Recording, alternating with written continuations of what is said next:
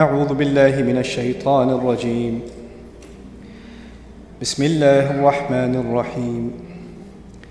ألف لام ميم. ذلك الكتاب لا ريب فيه هدى للمتقين الذين يؤمنون بالغيب ويقيمون الصلاة ومما رزقناهم ينفقون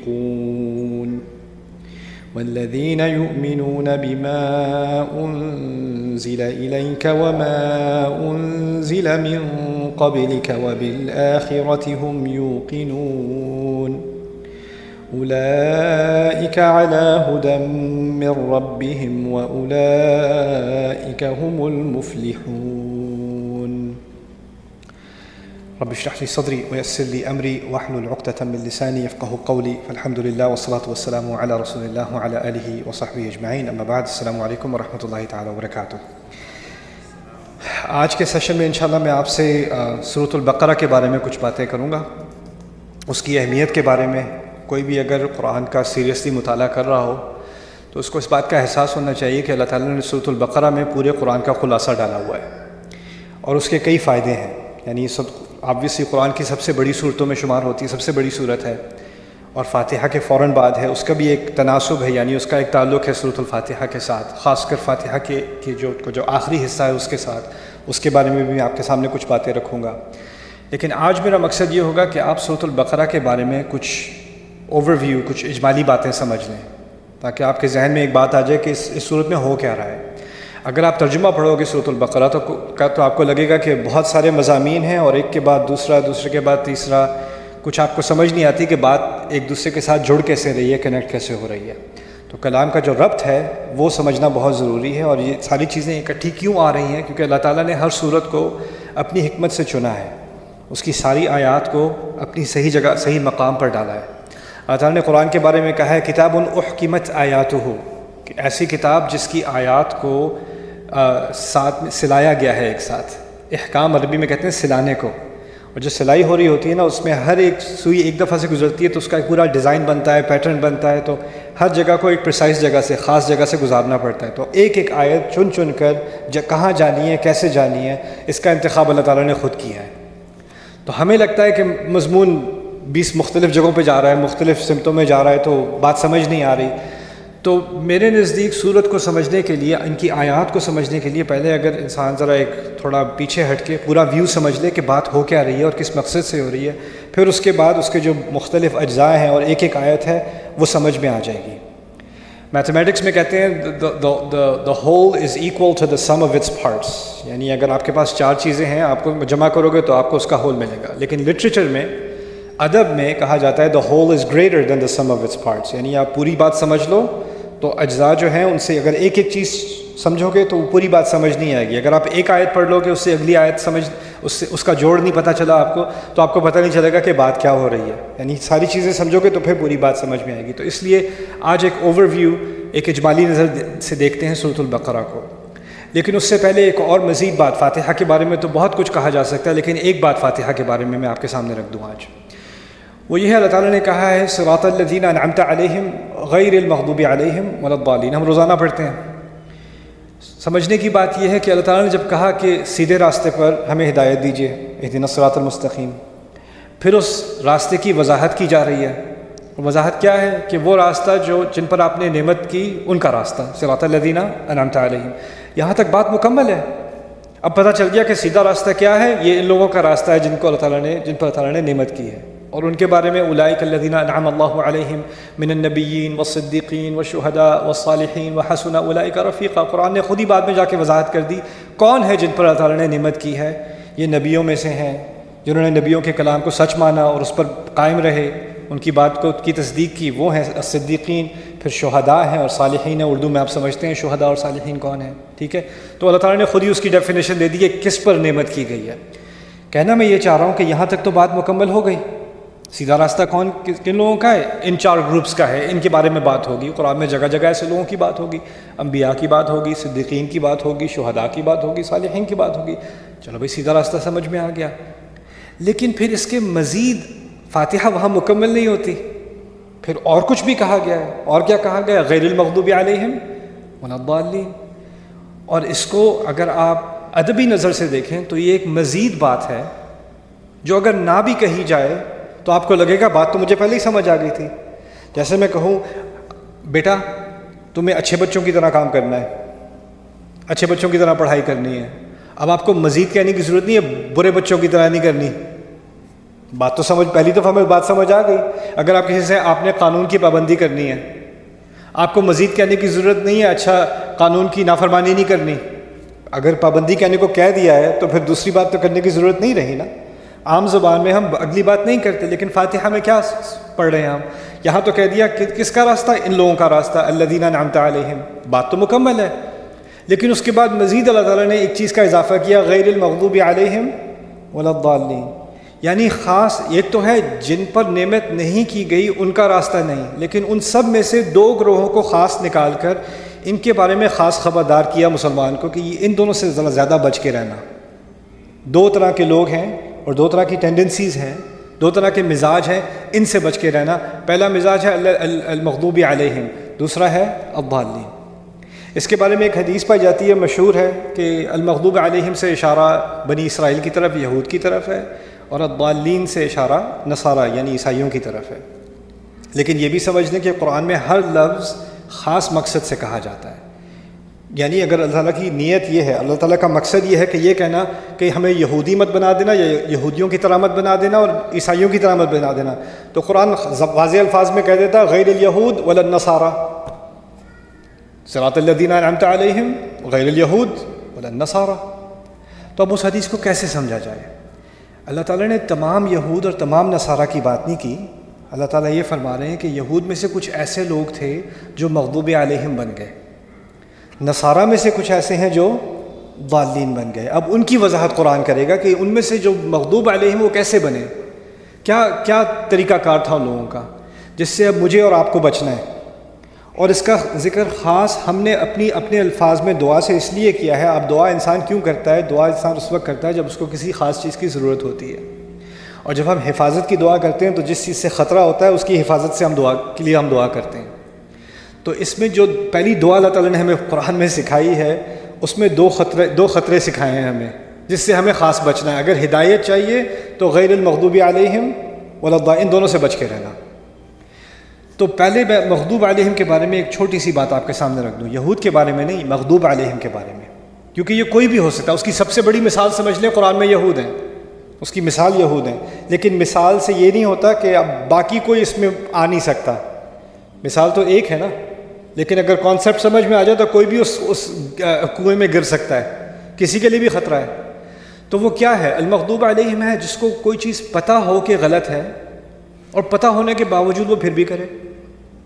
کسی کو پتہ ہے کہ صحیح کرنے کا کام یہ ہے، معلوم ہونے کے باوجود وہ پھر بھی نہ کرے، اس پہ غصہ۔ میں آپ کو چھوٹی سی مثال دیتا ہوں، گھر کے اندر جیسے دو بچے ہیں، دو لڑکے ہیں آپ کو کام ہے، آپ باہر جا رہے ہو، آپ نے دو لڑکوں سے کہا دیکھو بیٹا یہ جو کیک ہے نا، شام میں مہمان آ رہے ہیں ان کے لیے رکھا ہوا ہے، کیک کو ہاتھ نہیں لگانا۔ آپ نے بڑے بیٹے کو کہہ دیا، چھوٹے کو نہیں کہا، چھوٹا کسی اور اپنے بھائی کو بھی بتا دینا کیک کو ہاتھ مت لگانا۔ تو جی بابا جی سمجھ آ گئی۔ آپ گئے، آپ واپس آئے، دونوں بیٹھے کیک کھا رہے ہیں، ٹھیک ہے۔ اب جب واپس آئے دونوں بیٹھے کیک کھا رہے ہیں، آپ کو غصہ دونوں پہ آئے گا کہ ایک پہ آئے گا؟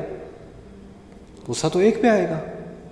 جس کو بتایا تھا اس نے جاننے کے باوجود پھر بھی کھانا شروع کر دیا، تو اس پہ تو غصہ آئے گا نا، وہ مغضوب علیہ ہی ہوا جس پہ غصہ کیا جائے۔ دوسرا کہ مجھے تو کسی نے بتایا ہی نہیں، وہ ضالین ہے، وہ گمراہ ہے، اس کو پتہ ہی نہیں تھا، اس نے جو کیا اس کو پتہ ہی نہیں تھا کرنا کیا ہے، وہ بھائی کھا رہا ہے تو میں بھی کھا لوں، اس میں کیا ہے، تو اس نے وہ حرکت کی۔ تو یہاں جو بات کہی جائے نا آسان الفاظ میں کیا ہے، جس کے پاس علم ہو، جس کو پتہ ہو، جس کو سمجھ آ گئی ہو، وہ پھر بھی جان بوجھ کے غلط کرے، وہ تو پھر غصے کا مستحق ہے۔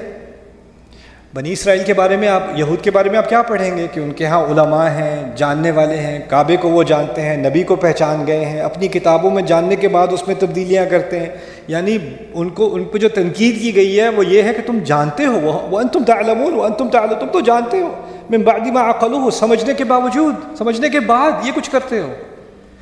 تو پہلا مسئلہ کس کا ہے؟ ایسے لوگوں کا جن کے پاس علم ہے۔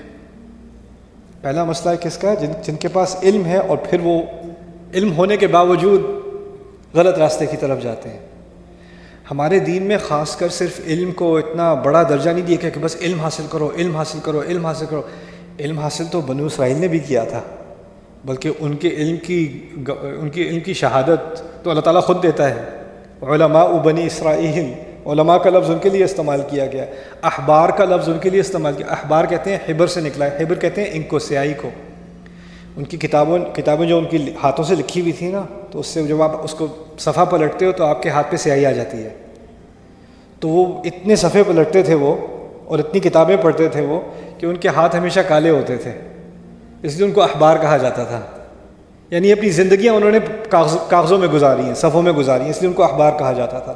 تو قرآن نے تو ان کی علم کی بڑی داد دی ہے، لیکن علم کے ساتھ ساتھ ایک خطرہ آتا ہے، وہ یہ ہے کہ تم مغضوب علیہ نہ بن جانا۔ وہ کس طرح سے بنو گے؟ میں کیسے بن سکتا ہوں، آپ کیسے بن سکتے ہیں؟ اتنی خطرناک چیز ہے کہ اللہ سے پناہ مانگ رہا ہوں، یا اللہ ہدایت تو دے دے گا، میں ہدایت مانگ رہا ہوں۔ ہدایت کا پہلا درجہ تو علم ہے، اگر علم ہی نہ ہو تو ہدایت کہاں سے آئے گی؟ لیکن اگر علم آ گیا تو اس کا مطلب نہیں ہے کہ ہدایت آ گئی، کیونکہ علم کے بعد بھی المغضوب علیہم کے چکر میں انسان پڑ سکتا ہے۔ دوسرا جو خطرہ ہے وہ الضالین کا ہے۔ الضالین کیا ہے؟ جن لوگوں کو کچھ پتہ ہی نہیں ہے، جو دل میں آتا ہے وہ سمجھتے ہیں، تو میرے دل سے لگتا ہے کہ یہ کوئی اچھا کام ہے کرنے کو، میں یہی کر رہا ہوں، اس سے میرے دل کو سکون ملتا ہے تو میں یہ کر رہا ہوں، اس میں کیا برا ہے؟ یعنی پیچھے اس کے عمل کے پیچھے نیت اچھی ہے لیکن علم کچھ نہیں ہے، ٹھیک ہے نا؟ ایسے لوگ الضالین ہو جاتے ہیں۔ اور ہوتا یہ تاریخ میں کہ جب علم والے لوگ کرپشن میں ہوتے ہیں نا، تو اگلی جنریشن آ کے کہتی ہے یہ عالم سارے تو اتنے کرپٹ ہیں، ہمیں نہیں سیکھنا ان کا اسلام، ہم خود ہی اچھے بن سکتے ہیں۔ اب وہ جو خود ہی اچھے بننے والے ہوتے ہیں ان کو علم سے کوئی دلچسپی نہیں ہوتی، تو وہ اپنی تمیز سے اچھا برا بناتے ہیں، اپنی ڈیفینیشن سے بناتے ہیں، اور ان کی ڈیفینیشن ہر 10 سال بعد بدلتی ہے۔ وہ الضالین میں گر جاتے ہیں، اس نئے کنویں میں گر جاتے ہیں وہ لوگ۔ یہ ہے غیر المغضوب علیہم ولا الضالین۔ تو یہ 2 خطرے اللہ تعالیٰ نے ہمارے سامنے رکھے ہیں ہدایت مانگنے کے بعد۔ یہ ہدایت مانگنے سے پہلے کی بات نہیں ہے، ہدایت مانگنے کے بعد کی بات ہے۔ یعنی جب اللہ تعالیٰ ہدایت دے دے تو پھر ان دونوں چیزوں سے بچنا۔ اب اس کے بعد سورۃ البقرہ کی طرف آتے ہیں۔ سورۃ البقرہ میں خاص المغضوب علیہم والا جو خطرہ ہے نا، پہلا خطرہ، اس کی طرف شروع میں خاص اشارہ کیا گیا ہے پہلے حصے میں۔ اور جو اس سے اگلی صورت آ رہی ہے آل عمران، اس میں دوسرے خطرے کی طرف، الضالین کی طرف، اس کے پہلے حصے میں اشارہ کیا گیا۔ یعنی فاتحہ میں جو بات مختصر سی کی گئی ہے نا، اس کی پہلی تفصیل آپ کو بقرہ میں ملے گی، دوسری تفصیل آپ کو آل عمران میں ملے گی۔ اس کی ایک ترتیب سمجھ میں آ گئی تھوڑی سی، ٹھیک ہے؟ اب بقرہ کے بارے میں بات کرتے ہیں۔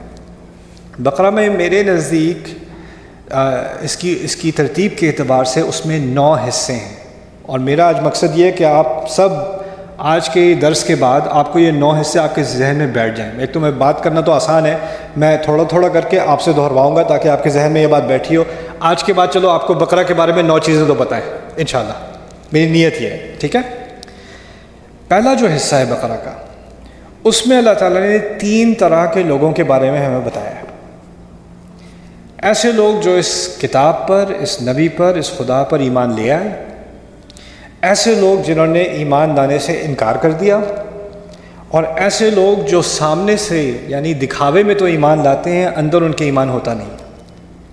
اسے کہتے ہیں المؤمنون، اہل ایمان، الکافرون، اور پھر منافق۔ یہ 3، ان 3 کے بارے میں اللہ تعالیٰ نے پہلے حصے میں بقرہ میں وضاحت کر دی، ٹھیک ہے؟ یہ پہلا حصہ ہے بقرہ کا۔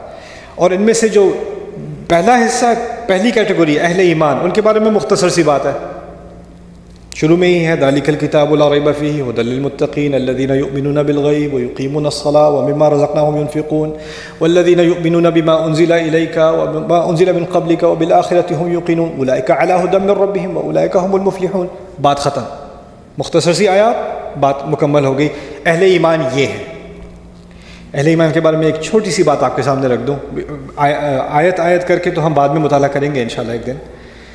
لیکن کسی نے مجھ سے پوچھا کہ تم لوگوں کو اتنا اعتماد کیوں ہے کہ یہ جو آپ کے نبی ہیں یہ آخری نبی ہیں، ان کے بعد کوئی آ ہی نہیں سکتا؟ کچھ دلچسپ گروہ ہیں دنیا میں جن کا ایمان ہے کہ قرآن تو ہے، وہ نبی بھی ہیں، لیکن ان کے بعد بھی نبی ہونے کا امکان ہے۔ قرآن نے کہیں نہیں کہا کہ ان کے بعد کوئی نبی نہیں آنے والا۔ تو میں نے ایک صاحب تھے اس طرح کے، انہوں نے مجھ سے آ کے بات کی، میں جماعتوں کا اور گروہوں کا فرقوں کا نام نہیں لیتا، میں اعتقاد کی بات کر رہا ہوں، یعنی ان کا عقیدہ یہ ہے کہ ان کے بعد بھی نبی ہونے کا امکان ہے کسی کا۔ تو میں نے ان سے پوچھا آپ نے بقرہ نہیں پڑھی؟ انہوں نے کہا ہاں نے پڑھی ہے۔ میں نے کہا آپ نے پہلا صفحہ پڑھا ہے اس کا؟ میں نے کہا ہاں پڑھا ہے۔ تو وہاں تو اللہ تعالیٰ نے کہہ دیا والذین یؤمنون بما انزل الیک وما انزل من قبلک، وہ جو آپ پر نازل ہوا یعنی رسول پر، اس پر ایمان لائے، اور جو آپ سے پہلے نازل ہوا اس پر ایمان لائے، اور آپ کے بعد ایمان لانے کی ایک ہی چیز رہ گئی وبالآخرۃ ہم یوقنون، اور آخرت پہ ان کا پورا یقین ہے۔ تو یہاں اگر امکان ہوتا کہ آپ کے بعد بھی کچھ آنا ہے تو وما انزل من قبلک وما انزل من بعدک، جو آپ سے پہلے آیا جو آپ کے بعد آئے گا، بعد کا تو ذکر ہی کوئی نہیں، تو آپ کہاں سے لے کے آ رہے ہو؟ یہ تو شروع میں اللہ تعالیٰ نے کہہ دیا کہ متقی اور ایمان والا ہونے کے لیے ایک تو مجھے ایمان لانا ہے جو مجھ پر جو اس نبی پر نازل ہوا ابھی، اور جو اس سے پہلے نازل ہو چکا موسیٰ علیہ السلام، عیسیٰ علیہ السلام، جن وحی کی ذکر ہو رہا ہے، تو بات کا تو کوئی امکان ہی نہیں ہے۔ یہ تو شروع میں مسئلہ حل ہو گیا ہے، کہاں سے مسئلہ لے کے آ رہے ہو یار؟ مجھے نہیں سمجھ آئی، وہ بات جلدی ختم ہو گئی کچھ۔ بٹ خیر، پہلا جو حصہ ہے اس میں 3 طرح کے لوگ ہیں، جو لوگ ایمان لائے، جو لوگ کفر پہ ڈٹے ہوئے ہیں، اور جو لوگ منافق ہیں۔ کافروں کے بارے میں بھی مختصر سی بات، ان الذین کفروا سواء علیہم انذرتهم ام لم تنذرهم لا یؤمنون ختم اللہ علی قلوبہم وعلی سمعہم وعلی ابصارہم غشاوہ ولہم عذاب عظیم، بات ختم۔ منافقوں کے بارے میں بڑی تفصیل سے بات، بڑی گہری مثالیں، لمبی چوڑی بات، یعنی ایک کیٹیگوری بہت ہی آسان، یہ کچھ الفاظ ہیں اس میں ساری بات سمجھ میں آ جائے گی، کافروں کے بارے میں تھوڑے سے الفاظ ساری بات سمجھ میں آ جائے گی۔ منافق ذرا پیچیدہ مسئلہ ہے، اس کو سمجھنے کے لیے ذرا تفصیل کی ضرورت ہے، تو وہاں پہلے حصے میں ہی منافقوں کے بارے میں ایک تفصیلی بحث ہے، تفصیلی مثالیں دی گئی ہیں، اس پہ بہت تدبر کرنے کی ضرورت ہے۔ یعنی اللہ تعالیٰ نے شروع میں ہی ہمیں سکھا دیا کہ یہ جو مرض ہے نا نفاق کا، یہ کوئی آسانی سے پہچاننے جانے والی چیز نہیں ہے، اور اس کے لیے انسان کو بہت گہرائی سے اپنے اندر بھی دیکھنا پڑتا ہے، اور اسی کی طرف اشارہ شروع میں ہی ہو گیا پہلے حصے میں۔ اچھا پہلے حصے کی بات ہو گئی، ٹھیک ہے، کتنے حصے رہ گئے مجھے یاد نہیں، آپ یاد کراؤ۔ 8 حصے رہ گئے۔